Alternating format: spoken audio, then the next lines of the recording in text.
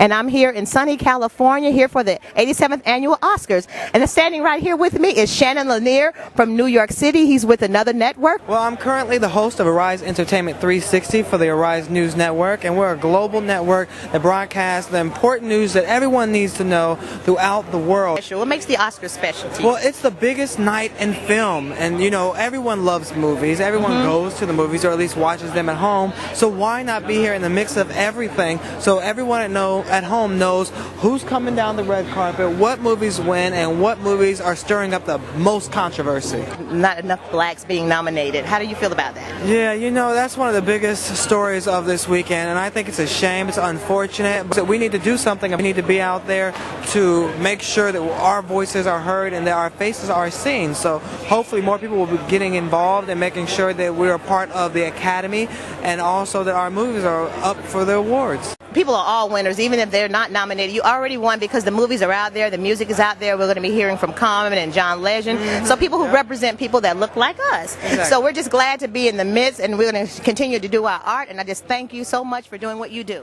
Oh, no problem. Glad to be here. And I'm here with a young actress from the Bahamas. Tell us your name, please. Hi, I'm Cornell Aubrey. And we're here at the Widescreen Film Festival. And she's not currently in a film, but she's going to tell you about some of the projects that she's done. Yes, I was in two stage plays. My first stage play was Honey Let's Wait, directed and written by Trevon Patton. And my second stage play was Trapped. It was directed and written by Adrian Wildgoose, both descended from the Bahamas. So what brings you to this festival? Well, I'm here supporting the film that was directed and produced by Trevon Patton, also Valicia. She had a part in it as well. I'm supporting that. My sister actually starred in that one. Well, thank you so much for taking the time to interview with me. Thank you so much for having me. Delighted. And next year when we come, we're going to see you on the big screen. So I'm excited to hear about what's coming next. I know he's done so much, and he was sharing with me yesterday about his work with Maya Angelou, the famous author, playwright, actress, singer. She was so much. So tell me a little bit about that and how that came about. Sure.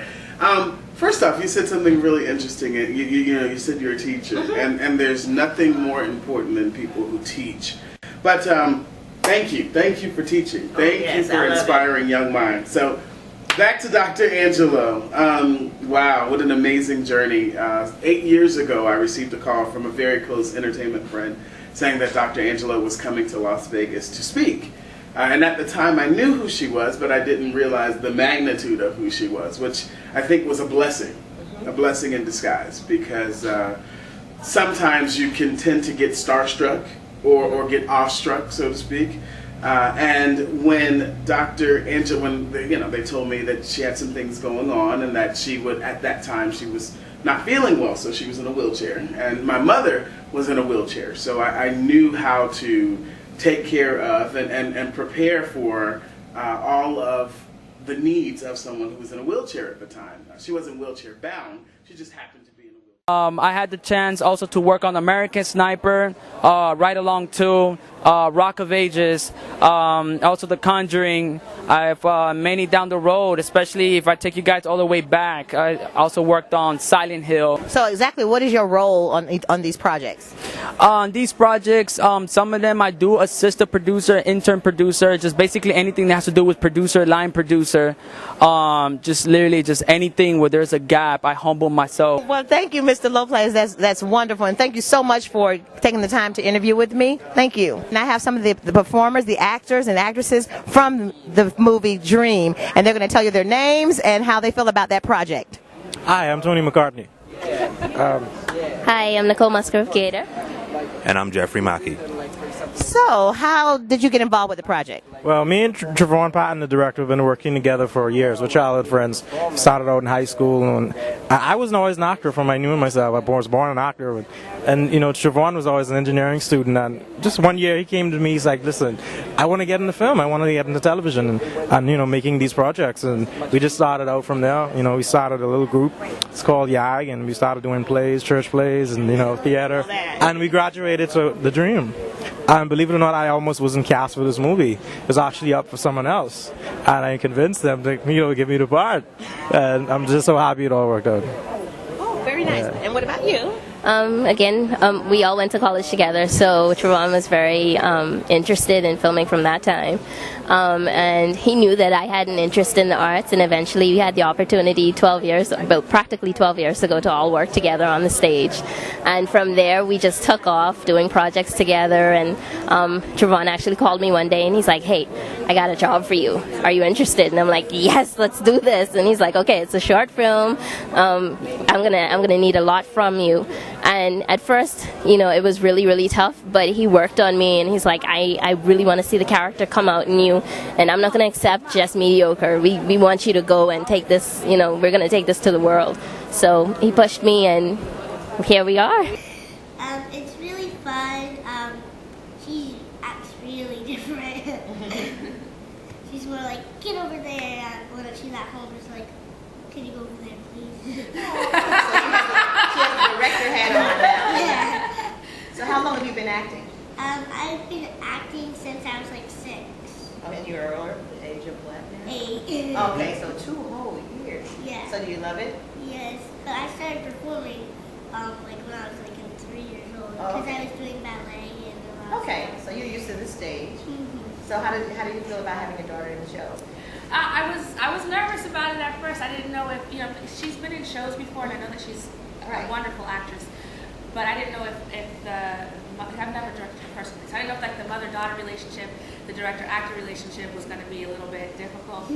But it's actually worked out really well. So thank you all so much. So any final words you would like to share with us? One of the questions that you did ask was the direction of Black theater, where we're going right now. And I thought that was a really good question. Okay. Yeah, but going back to that, Rachel and I, we were talking about that this play is not just your average kitchen house. I think that we're a little bit more advanced than that. There's more to us than that. More storytelling. More storytelling than that. The writing of August Wilson, we were talking about Susie Laurie Parks. Her writing, Lynn Nottage, Tyler Perry is just phenomenal. I have a great deal of respect for what he's done. He's put us on stage. He's put us on stage, But I think we need to make sure that we're not just exposing ourselves to just that. Right. I think we need to make sure that we're not just the stereotypical things that you see. When Amir Baraka wrote The Dutchman, and he wrote this play about a chance meeting of a white female in a subway car of this black affluent young man, and how that all gets into a very devilish scene. That is incredible, to see African Americans in different types of roles. That is what I think that's great. Not just the slave roles, not just the kitchen roles, not just pastor roles, but there's so much more to us. Yes. And I really appreciate the companies that do color neutral casting, because if the script does not specifically say the character's race, why does it always have to be cast? It seems so often that majority of companies will say, oh, well, it doesn't have a race mention, then this is a white person. But you automatically go to that. That's not necessarily the case, We are doctors and lawyers and ballerinas and everything else, just like anybody else. We're everything that everyone else. So, and the same is true of Hispanics, and the same is true of Asian people. Like, we should all have just as much opportunity for those roles where the playwright did not specify a race as a white actor does. And so I really appreciate those theater companies that are doing that. Right. We did a production of Steel Magnolias a couple of years ago, and it was diverse casting. I mean, the major role was an African American actress. It just happened to be you have to be the best person for that audition. Exactly. And there's no reason that Steel Magnolias couldn't happen in the Black community. Absolutely. Especially in the hair salon. It's not, so why not? And I think as a playwright, what a great compliment it is to your work. I'm here with David J. Pors, and he's going to tell you about his future projects and what he's doing here at the festival. Hi, everyone. I'm here in the festival because they played a trailer called Anastasia Avenue, a great project I was blessed to be a part of. And I play a corrupt CIA agent, which is kind of psychotic, and he's not the nicest guy. I love those roles. And I also have another project coming out that's called Betrayal, where I am a U.S. Senator. I am corrupt as well, and I'm not the nicest guy there either. So David, tell us, how did you get started with this particular project? With Anastasia Avenue, they just reached out to me, and thank God I auditioned. I got the part. Luckily, the producer, I saw her in a networking event. She actually told me, "Look, I'm glad you auditioned because I saw you in the networking event and you looked the part." So David, where's home base for you? Is it here in South Florida? yes, I was born and raised here in Miami, Florida, and this is home for now. So where do you see yourself in 5 years? In 5 years, I see myself in Hollywood. Yeah. I think if we don't see ourselves in 5 years there, then there's no point of doing what we're doing. So. Well, thank you so much for taking the time out to interview with us, and we look forward to your projects and future projects and in Hollywood in 10 years.